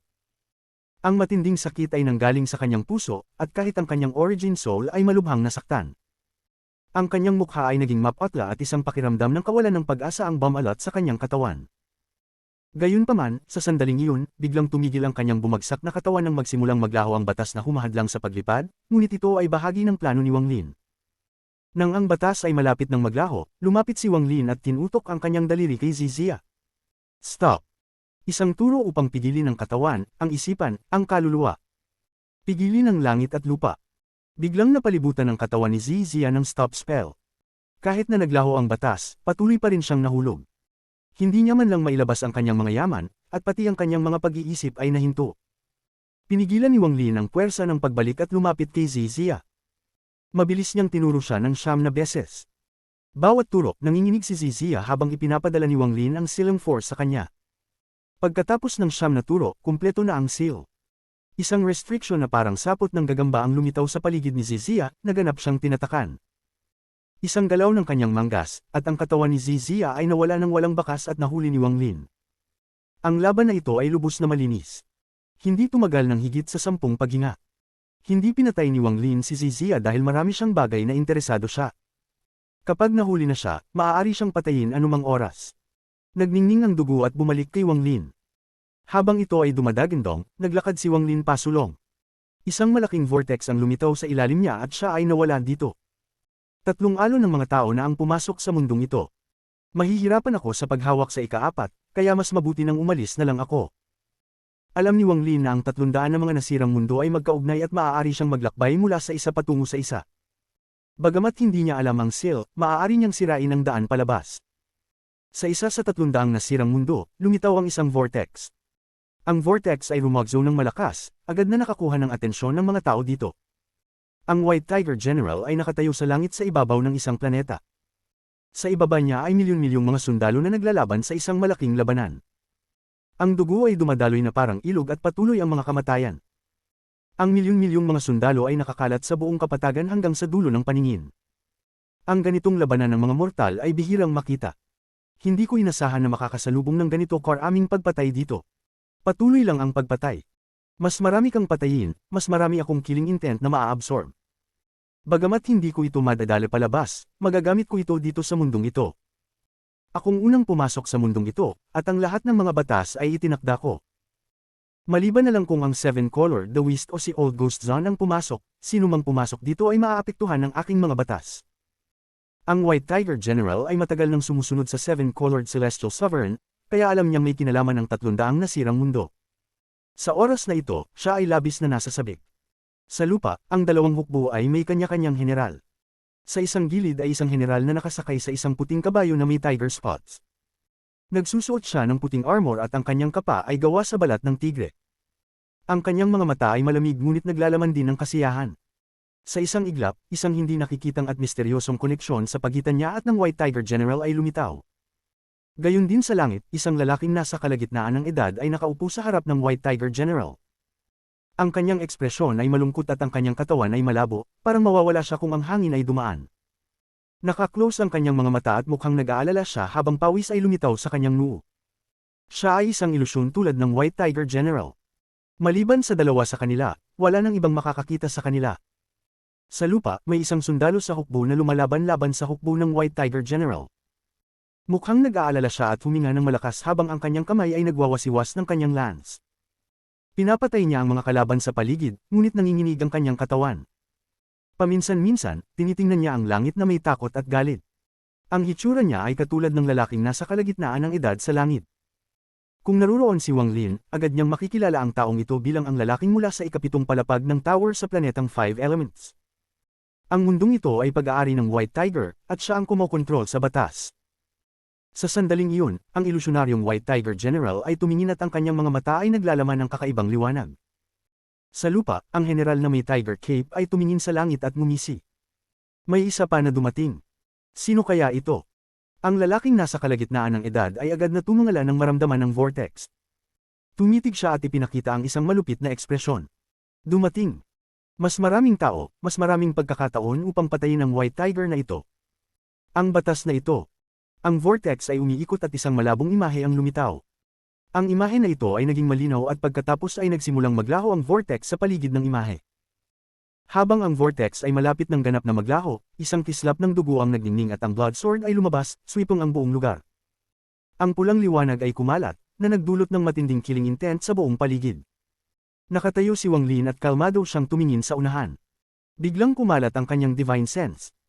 Sa sandaling lumitaw siya at kumalat ang kanyang divine sense, ang ekspresyon ng White Tiger General at ng lalaking nasa kalagitnaan ng edad ay nagbago. Ang mga mata ng White Tiger General ay puno ng labis na kasiyahan, at nagsimulang tumawa siya ng malakas patungo sa langit. Dumating siya dito, nasa panig ko ang langit. Ang lalaking nasa kalagitnaan ng edad ay nagulat din at tahimik na nag-isip, ngunit ipinakita niya ang isang ngisi na parabang pinapanood niya ang isang tao na nagdurusa. Kumalat ang divine sense ni Wang Lin sa buong star system. Ang mundong ito ay mas malaki kaysa sa mundong ginamit ni Wang Lin kanina. Ito ay kasing laki ng Brilliant Void at All Heaven na pinagsama, ngunit mayroon lamang 9 na planeta. Matapos niyang masakop ang buong divine sense, natagpuan ni Wang Lin ang aura ng White Tiger General at ng lalaking nasa kalagitnaan ng edad. Ngunit, hindi niya makita ang mga imahe ng dalawa. Nagkunot ang noo ni Wang Lin at sinuri niyang mabuti ang star system na ito. May batas nang itinakda dito. Hindi ko lang alam kung ano ang batas. Gayun din, bakit hindi ko makita ang White Tiger General at ang isa pa? Ang divine sense ni Wang Lin ay nakatutok sa ikatlong planeta at tinutok ang tens of thousands ng mga sundalo na naglalaban. Ang kanyang mga mata ay biglang kumitid, at matapos ang mahabang panahon, naintindihan ni Wang Lin. Kaya pala, nakatayo si Wang Lin at hindi pa lumakad kahit isang hakbang. Sa ganitong paraan, mananatili siyang labas sa epekto ng mga batas. Pagkatapos niyang makita ang lahat, maaari niyang desisyunin kung aalis o magpaparating. Tungkol sa kung sino ang nagtakda ng batas dito at kung sino ang makikinabang sa batas, kailangang subukan ko muna.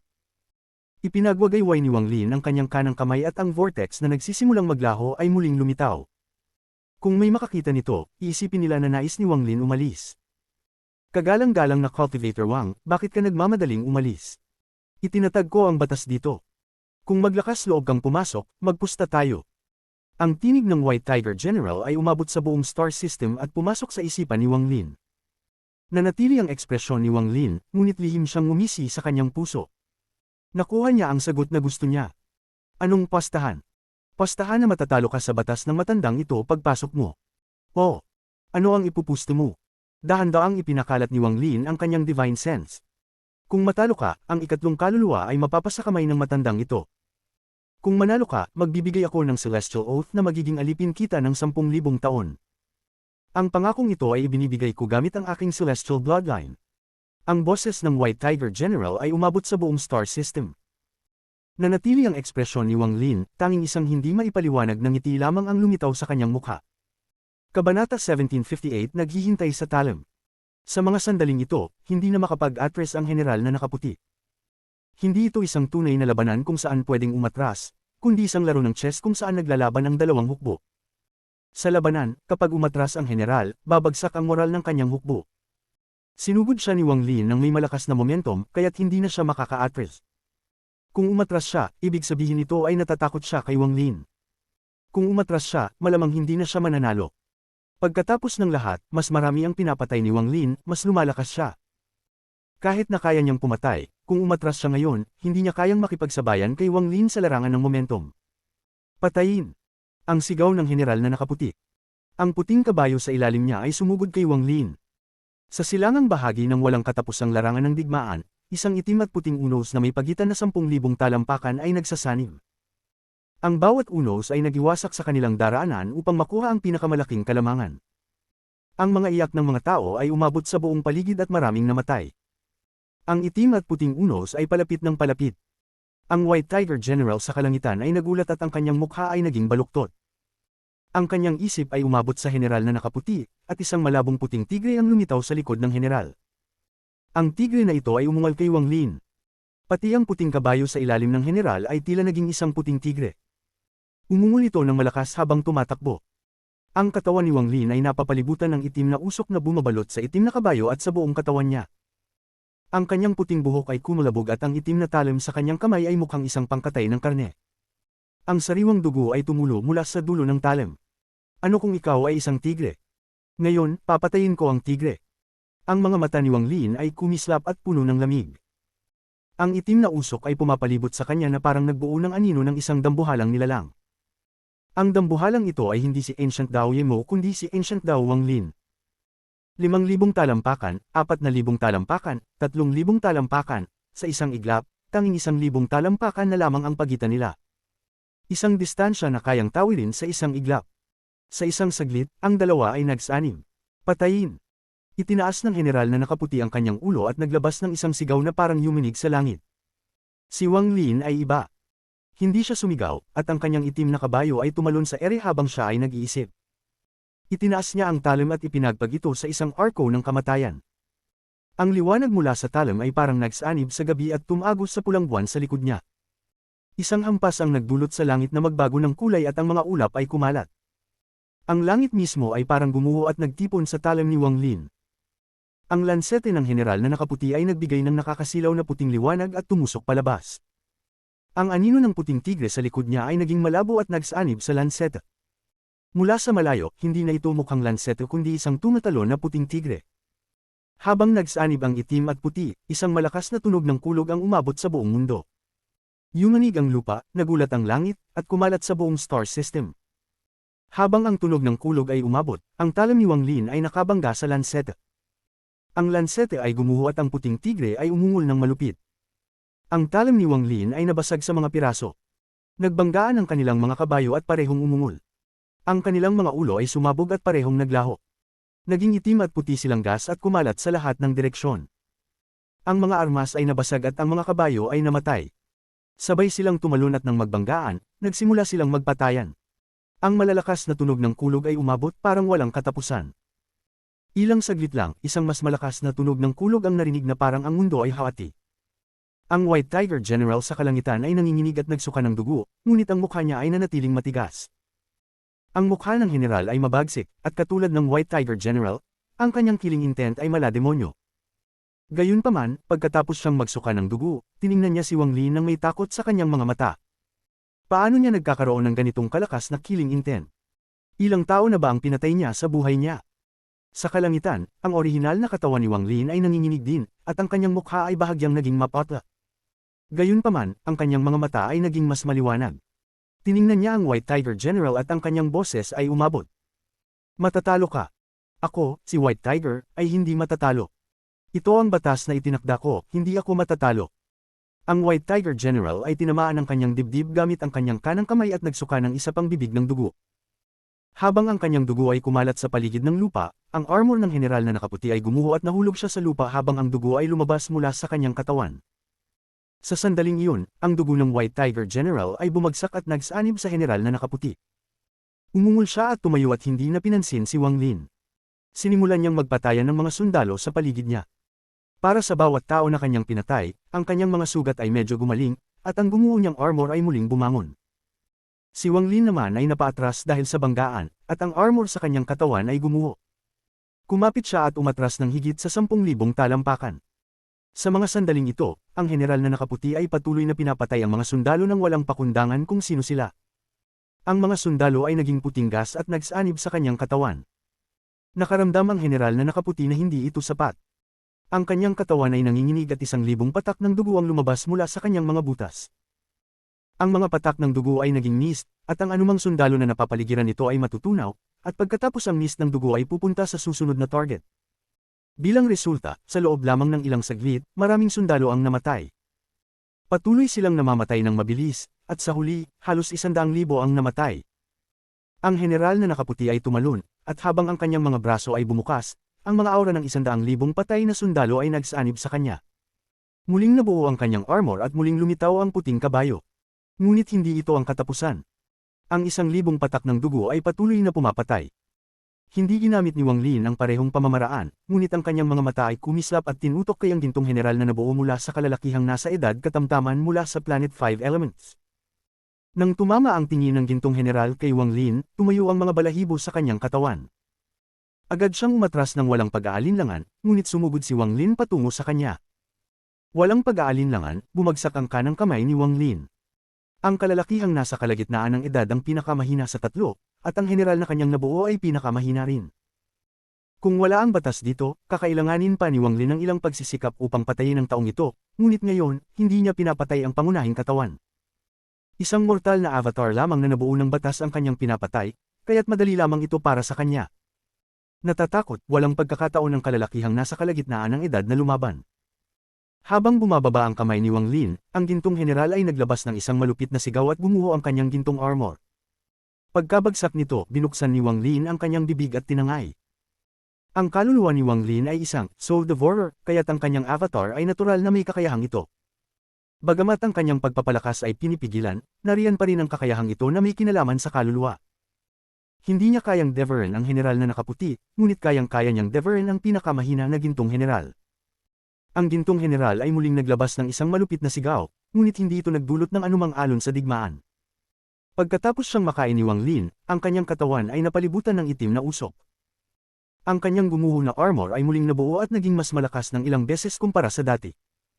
Sa pagkakataong ito, pati ang helmet ay nabuo at pinalibutan ng ulo ni Wang Lin. Naiwan na lamang ang kanyang puting buhok, na nagbigay ng matalim na kontrasto sa itim na armor.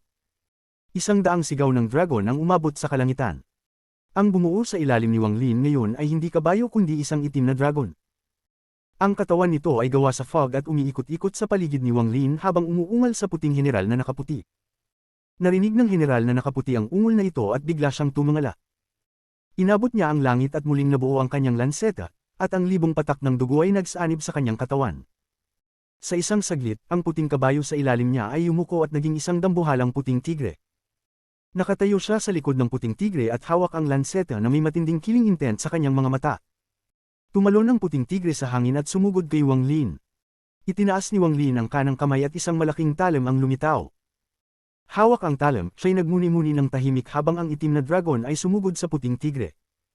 Ang labanan na ito ay magtatakda ng magwawagi. Agad na nagsanib ang dalawang panig at nagbanggaan. Ang tigre at dragon ay umungal habang sila ay naglalaban. Ang buong planeta ay yumanig na parang guguho. Bumaba ang talim ni Wang Lin at nakabangga sa lansete ng general na nakaputi. Matapos magmuni-muni ng matagal, naglabas ng isang sigaw si Wang Lin. Habang siya'y umaangal, lumitaw ang anino ng Ancient Dao sa likod niya at bumaba kasama ang talim. Ang general na puti ay naglabas ng isang sigaw ng kawalan ng pag-asa habang ang kanyang lansete ay gumuho, ang kanyang armor ay gumuho, at ang puting tigre sa ilalim niya ay gumuho. Isang guhit ng dugo ang lumitaw sa pagitan ng kanyang mga kilay habang bumababa ang talim ni Wang Lin, at ang kanyang katawan ay bumagsak. Sa kalangitan, ang mukha ng White Tiger General ay naging mapatla na parang patay. Nagsuka siya ng dugo at ang kanyang ekspresyon ay naging malungkot. Mula ngayon, ikaw ay aking alipin. Biglang tumayo si Wang Lin at ang kanyang mga mata ay pumapikit. Nakaramdam siya ng isang malakas na pakiramdam ng panganib na papalapit. Nang walang pag-aalinlangan, siya ay humakbang pasulong at nagsanib sa katawan na nabuo mula sa kanyang divine sense. Binuksan niya ang bibig at tinangay ang aura mula sa gumuho na general na nakaputi.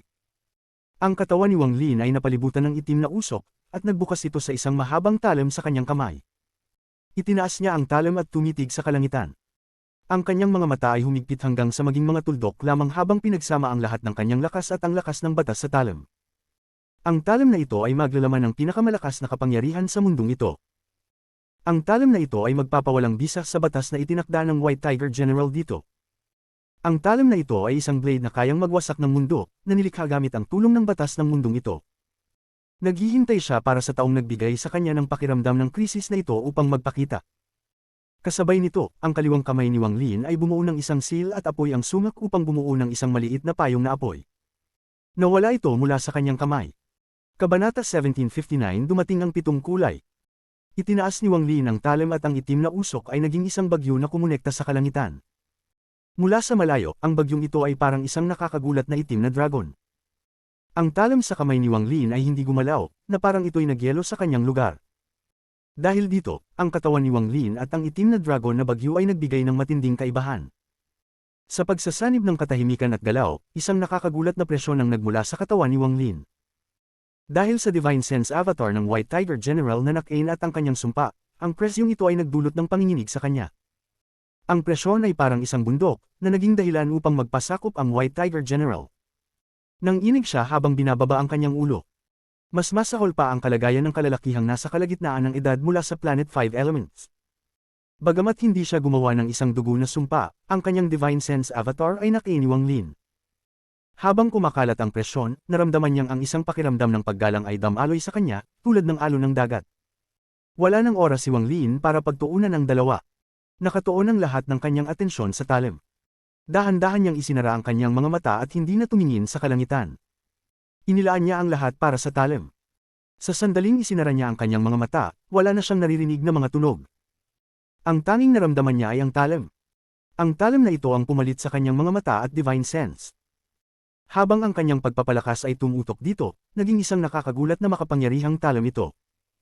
Sa kanlurang bahagi ng sistemang bituin na ito, isang kalabit ang umalingaw at isang dambuhalang vortex ang lumitaw. Paglabas ng vortex at bago pa man ito lubos na mabuo, kumilos ito ng malakas at gumuho. Tinitingnan kung paano ito gumuho, parang may humila dito mula sa loob. Ang malakas na kalabit ay umalingaw at ang matalim, 7 kulay na liwanag ay kumikislap. Sa loob ng liwanag, ang 7 kulay na dawist ay humakbang pasulong at pumasok sa mundong winasak. Sa sandaling pumasok siya, malinaw na naramdaman ng 7 kulay na dawist ang aura ni Wang Lin. Ang kanyang mga mata ay nagpakita ng intensyon ng pagpatay at malamig na damdamin, at nagsimula siyang tumawa. Wang Lin, natagpuan kita ng aking Panginoon. Makikita ko kung paano ka makakatakas ngayon. Sa mismong sandaling iyon, sa ikatlong planeta, biglang binuksan ni Wang Lin ang kanyang mga mata at ang talim sa kanyang kamay ay nagbigay ng nakakatakot na liwanag. Siya ay umungal habang tumaas siya sa kalangitan at sumaksak gamit ang pinakamakapangyarihang talim. Pagkatapos sumaksak, mabilis siyang umatras. Isang dambuhalang enerhiya ng talim ang lumitaw sa kalangitan. Inabsorb nito ang bagyo sa paligid ni Wang Lin, ang kanyang armor, at lahat ng mga sundalo na nabuo ng batas. Agad na winasak ng enerhiya ng talim ang batas na nilikha ng White Tiger. Ang White Tiger General ay nagsuka ng dugo at ang kanyang ekspresyon ay naging malungkot. Ang enerhiya ng talim ay tumalan sa kalangitan at nawala. Nang muling magpakita, naruroon na ito sa lugar ng 7 kulay na dawist. Lahat ng nangyari ay sobrang bilis. Sa sandaling dumating ang 7 kulay na dawist, agad na sumaksak si Wang Lin. Ang enerhiya ng talim ay dumaan sa kalawakan at pinalawak hanggang sa higit sa 100,000 talampakan. Hindi na ito mukhang material kundi solidong lumilipad patungo sa 7 kulay na dawist. Ang enerhiya ng talim ay nabuo ng batas dito at pinagsama ang buong pagpapalakas ni Wang Lin. Ang pag-ikot ng talim na ito ay katumbas ng paggamit ng buong lakas ng isang winasak na mundo upang patayin ang isang tao. Imposibleng ilarawan ang lakas ng talim na ito. Ang enerhiya ng talim ay kumikislap habang ito ay lumilipad patungo sa 7 kulay na dawist. Ang mga mata ng 7 kulay na dawist ay kumunot. Kahit na may mataas siyang antas ng pagpapalakas, nakaramdam siya ng isang pakiramdam ng panganib. Ang ganitong bagay ay napakabihirang. 3 beses lamang niya itong naramdaman sa buong buhay niya. Ngunit, sa 3 beses na iyon, 2 sa mga pagkakataong iyon ay habang tinutugi si Wang Lin. Ang unang beses ay sa bitik ng Cloud Sea, at ang pangalawa ay ngayon sa mundong winasak. Paghiram ng batas dito upang mabuo ang talim na ito. Naisip ito ni Wang Lin sa isang maikling panahon. Ang ganitong uri ng karunungan ay bihirang makita. Ngunit, mas matalino siya, mas kailangan niyang mamatay. Alam ng 7 kulay na dawis na kasama si Old Ghost Zon, hindi siya makakapagpasalanta. Ibinangon niya ang kanyang manggas at ang 7 kulay na liwanag ay nagsimulang kumislap. Ang liwanag ay nagtipon at naging isang 7 kulay na lotus na may 7 petal, bawat petal ay may isa sa 7 kulay. Bumukas ito sa harapan ng 7 kulay na dawis. 7 kulay na daw lotus, lotus na nagtitipon ng mga sundalo. Pagkasabi ng 7 kulay na dawis, siya ay pumasok sa lotus. Ang mga petal ng lotus ay sumikip at pinalibutan ng kanyang katawan. Mula sa malayo, hindi na ito mukhang lotus, kundi isang bunga ng bulaklak. Ang talim ay lumapit at tumama sa 7 kulay na lotus bud. Malalakas na kalabit ang umalingaw na nagdulot ng pagyanig sa buong sistemang bituin. Ang sistemang bituin ay punit-punit sa maraming bahagi habang ang talim ay nagbasag at naging walang katapusang piraso. Kasabay nito, ang 7 kulay na lotus bud ay nagkaroon ng pagyanig. Ang 7 kulay ay kumikislap at 2 sa mga petal ay gumuho. Gayunpaman, ang pagkabasag ng talim at ng 2 petal ay lumikha ng isang mapanirang lakas. Ang mapanirang lakas na ito ay kumalat ng mabilis, na ang 7 kulay na lotus ang sentro. Malalakas na kalabit ang umalingaw sa buong sistemang bituin. Ang sistemang bituin ay nagsimulang gumuho ng dahan-dahan, na parang pinapasok ng lakas. Ang sistemang bituin ay patuloy na yumanig at gumuho. Habang kumakalat ang mapanirang alon, ang lahat ng nasa daraanan nito ay gumuho. Pati ang 9 na planeta ay nanginig, at 7 sa kanila ay sumabog. Naging mga black hole sila at nilamon ang lahat. Hindi na mag-e-exist ang mundong ito. Ang 3 planeta ay umalon, malalaking bitik ang lumitaw sa kanyang ibabaw, at ang kalangitan ay nagbago ng kulay. Habang ang lupa ay kumikilos, nagsimula itong gumuho. Ang lupa ay umalon at malalaking bato ang lumipad sa hangin. Parang katapusan ng mundo. Dugo ang damaloy mula sa kanto ng bibig ni Wang Lin at nagpakita siya ng isang walang magawa na ekspresyon. Ang 7 kulay na dawis ay sobrang lakas. Hindi siya nagatubiling umatras, at isang vortex ang lumitaw sa likuran niya. Habang siya ay pumasok sa vortex, isang umuugong na sigaw ang umabot sa buong sistemang bituin. Ang lotus bud ay biglang lumitaw sa itaas ng gumuho na 3 planeta at bumukas. Ipinakita ang 7 kulay na dawis na nakaupo sa loob. 7 kulay na daw lotus, lotus na binubuksan upang tanggapin ang kamatayan. Biglang itinaas ng 7 kulay na dawis ang kanyang kamay at tinuro si Wang Lin. Bagamat mukhang mal ang 7 kulay na dawis, siya ay malungkot. Ang talim mula kanina ay mas malakas pa kaysa sa inaasahan niyang kakayahan ni Wang Lin. Hindi ito mukhang si Wang Lin ang umatake sa kanya, kundi parang ang buong winasak na mundo ang umatake sa kanya. Pati siya ay nagulat sa lakas ng pagbagsak na iyon. Gayun din, ang 7 kulay na lotus platform ay nawalan ng 2 petal, na ikinasakit ng kanyang puso. Ang kanyang katawan ay punong-puno ng intensyon ng pagpatay. Habang tinuturo ng 7 kulay na dawis, ang natitirang 5 petal ng 7 kulay na lotus platform ay lumipad. Sila ay pupuntang ipako at patayin si Wang Lin. Sumabog ang 7 kulay na dawis sa hangin at sinundan si Wang Lin, tinutok ang 5 kulay. Sa sandaling ito, ang katawan ni Wang Lin ay nagsanib sa vortex at papalabas na. Ngunit ang 7 kulay na dawis ay umatake at pinagsama ang kanyang atake sa pagbagsak ng 3 planeta. Ang 5 lotus petals ay nagtipon at isang pakiramdam ng buhay at kamatayan ang tumalunoy sa puso ni Wang Lin. Ngunit, dahil si Wang Lin ay naglakas loob na manatili dito upang umatake gamit ang talim na iyon, malinaw na siya ay naghanda. Bagamat minsan siya ay kumilos ng impulsively, ang bawat galaw niya ay may layunin. Habang ang mga petals ay papalapit sa kanya, ang kanyang kaliwang kamay ay umabot sa walang hangganan at isang dagat ng apoy ang pinalibutan siya. It turned into a huge flaming umbrella. Realm-burning umbrella. Ang payong ay hindi sumikop sa kalangitan kundi hawak ito ni Wang Lin tulad ng isang normal na payong. Ang realm-burning umbrella ay nangangailangan ng maraming paghihigpit at nagtatagal bago maghanda, kaya hindi ito ideal gamitin sa isang oras ng panganib. Gayunpaman, si Wang Lin ay may plano na ng pagtakas. Sekretong nilikha ng kanyang kaliwang kamay ang payong habang naghihintay. Bagamat magpapalabas ito ng higit na buhay na lakas, ito ay sulit. Sa sandaling ito, ang payong ay nasa kanyang kaliwang kamay, at bigla itong nagbukas upang takpan ang kanyang katawan. Sa sandaling magbukas ang payong, ang apoy ay sumabog. Ang 5 petal ay nagtipon at nabarahan ng apoy. Ang bawat petal na tumama sa payong ay nagdulot ng pagyanig na nagpatibok sa puso ni Wang Lin. Gayunpaman, ginamit niya ang puwersang ito upang umatras ng 3 hakbang. Pagkatapos ng 3 hakbang, ang katawan niya ay ganap na nagsanib sa vortex. Habang ang apoy ay nagtakip sa anumang tanawin niya, si Wang Lin ay umalis na sa mundong ito. Sa sandaling mawala si Wang Lin, narinig niya ang isang galit na sigaw. Sinundan ng 7 kulay na dawis ang mga petals at pumasok sa vortex. Itinaas niya ang kanyang kanang kamay at isang 7 kulay na kamay ang hamatak kay Wang Lin. Gayunpaman, ang kamay na ito ay pumalpak dahil umalis na si Wang Lin. Kahit tumakbo ka pa sa mga dulo ng mundo, hindi mo kayang makaligtas sa aking Panginoon. Hindi tiningnan ng 7 kulay na dawis ang White Tiger General at ang taong mula sa Planet 5 Elements. Tumakbo siya papasok sa vortex patungo kay Wang Lin. Pagkatapos umalis ni Wang Lin at 7 kulay na dawis, ang ikatlong planeta ay gumuho at nasira kasama ng mundong ito. Tumingala ang White Tiger General na may komplikadong tingin.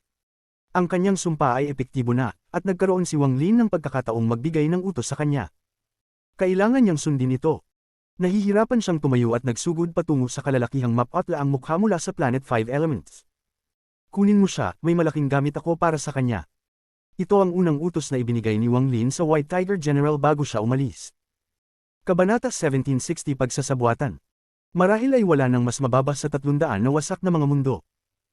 Pagkatapos ng maraming taon, maaaring ang ilan ay nawasak habang tumatagal ang panahon, at ang ilan ay matagal nang nawasak. Sa oras na ito, sa isang mundo, isang vortex ang lumitaw at isang sinag ng liwanag ang tumagos, hindi na naghintay na lumabas ng buo ang vortex. Ang figure sa loob ng liwanag ay nakasuot ng puting damit, siya si Wang Lin.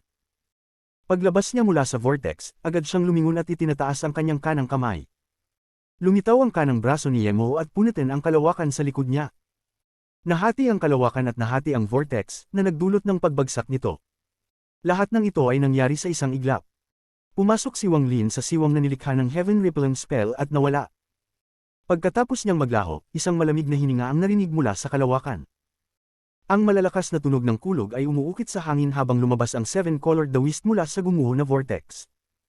Ang mga mata niya ay puno ng lamig at siya ay labis na malungkot. Kung hindi kumilos si Wang Lin ng mabilis at ginamit ang pagkawasak ng vortex upang pabagalin siya, hindi sana makalabas si Wang Lin ng ganun kadali. Mahuhuli siya ng 7-colored dawis. Nagpatuloy ang panghuhuli. Ginamit ni Wang Lin ang iba't ibang spells upang maglakbay sa pagitan ng mga mundo. Sunod na sunod sa kanya ang 7-colored dawis. Kung gumawa si Wang Lin ng kahit isang pagkakamali, mahuhulog siya sa mga kamay ng 7-colored dawis. Habang siya ay patuloy na dumadaan sa mga mundo, nahulog ang pansin ng ibang tao mula sa 300 wasak na mundo. Dahan-dahan nilang pinagsama ang kanilang mga divine senses at sinundan ng 7-colored dawis. Kailangan kong mawala siya ng mabilis. Kung hindi, kung patuloy akong maglalakbay sa mga mundo, mag-aakit ito ng mas maraming atensyon. Kapag dumating si Old Ghost Zone at pareho silang maghahanap sa akin, mahirap ko silang maiiwasan. Lumitaw si Wang Lin mula sa isang vortex at pumasok sa isa pang wasak na mundo. Nang papalabas na siya, nagbago ang kanyang ekspresyon. Iba ang mundong ito kumpara sa ibang mga mundo. Mayroong nakakagulat na aura na lumilitaw at nawawala. Ang aura na ito ay tila pag-aari ng isang mabagsik na hayop. Ang dahilan kung bakit ito lumilitaw at nawawala ay marahil dahil ang hayop ay natutulog. Nagningning ang mga mata ni Wang Lin at parang kidlat ang dumaan sa kanyang isipan. Hindi siya tumigil, ngunit naalala ang lugar na ito at mabilis na umalis. Ang 7-colored dawis ay mukhang malungkot din dahil naramdaman din niya ang aura ng hayop. Ang aura na ito ay ikinagulat niya, at inisip niyang magpapagising si Wang Lin ng hayop upang magdulot ng kaguluhan para makaligtas, ngunit hindi ito ginawa ni Wang Lin. Sa oras na ito, hindi naisip ng 7-colored dawis ang masyado. Pumasok siya sa vortex at sinundan si Wang Lin. Mabilis kumilos si Wang Lin. Bagaman dumaan siya sa 12-12 ng mga mundo, isang direksyon lamang ang tinatahak niya. Ang mga sistemang bituin ay parang maraming salamin, at si Wang Lin ay patuloy na pumasok at lumabas sa isang salamin. Bagamat sa bawat pagkakataon ay pumasok siya sa ibang mundo, hindi nagbago ang kanyang lokasyon. Habang siya ay dumadaan sa mga mundo ng pilit, at kasunod siya ng 7-colored dawis, kahit ang isang malakas na hadlang ay magpapakita ng mga senyales ng pagbagsak. Naiintindihan ni Wang Lin ang 300 wasak na mundo. Ang dahilan kung bakit ang 300 wasak na mga mundo ay tumagal ng ganito katagal ay dahil sa yellow flower. Ang 300 wasak na mundo ay kumukuha ng nutrisyon mula sa bulaklak upang maging eternal. Ang bulaklak ay isang yaman na nakuha ng Seven-Colored Celestial Sovereign sa Immortal Astral Continent. Wala itong anumang kakayahang sumaktan, ngunit naglalaman ito ng kamanghamanghang lakas ng buhay. Kung gagamitin ito sa pagpapagaling, pinapalakas nito ang oras ng pagpapagaling ng kalahati. Kung hindi dahil sa biglaang paglitaw ni Lian Daofei, hindi sana nagkaroon ng ganitong malungkot na kalagayan ng Seven-Colored Celestial Sovereign. Ang Seven-Colored Daoist, na walang mga alaala, ay hindi ito alam. Kahit ang 4 na general at mga consort ay hindi alam ito. Ang alam lang nila ay ang 300 wasak na mundo. Habang patuloy na gumagalaw si Wang Lin, ang hadlang sa pagitan ng mga mundo ay naging hindi matatag at ang malalakas na tunog ng kulog ay naririnig. Bawat paglipat niya mula sa isang mundo patungo sa isa pa, isang nakakagimbal na tunog ang naririnig. Agad itong nakatawag ng pansin sa Seven-Colored Daoist. Kumurap siya at ngumisi.